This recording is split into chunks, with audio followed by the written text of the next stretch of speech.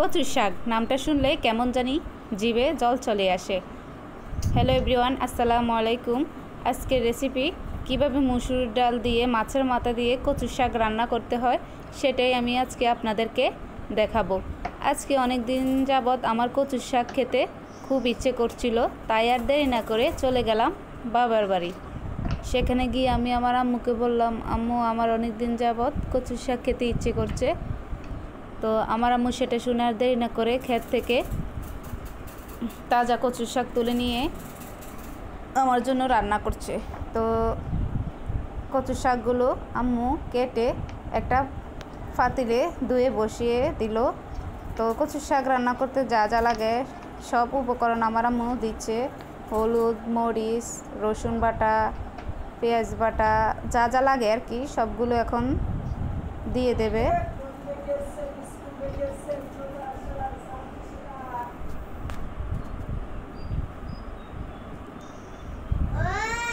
সবগুলো দিয়ে এখন চুলার মধ্যে বসিয়ে নেবে।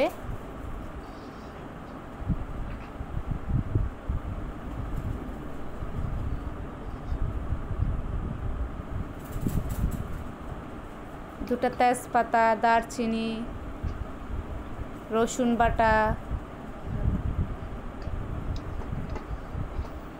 এবার একটা ঢাকনা দিয়ে দিল।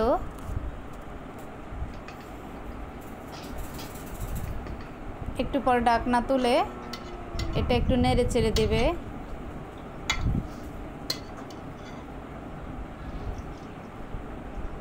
এবার দিয়ে দিল মসুরির ডাল,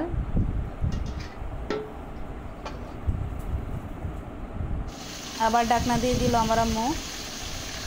এবার মাছের মাথা ভাজি করছে।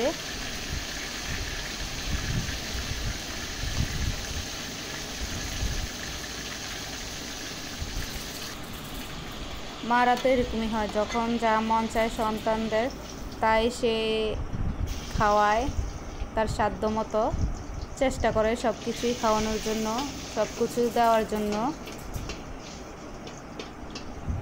নিজে না খেয়েও সন্তানদেরকে খাওয়ায়। মারা এরকমই হয়, আমিও এরকমই করি।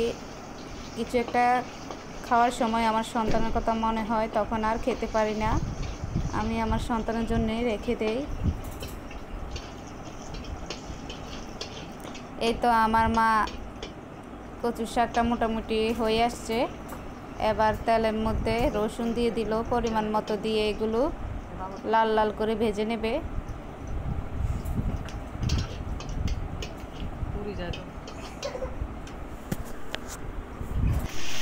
এবার দিয়ে দিল মাছের মাথা, এগুলো একটু নেড়ে ছেড়ে ভেঙে কচুর শাক দিয়ে দেবে।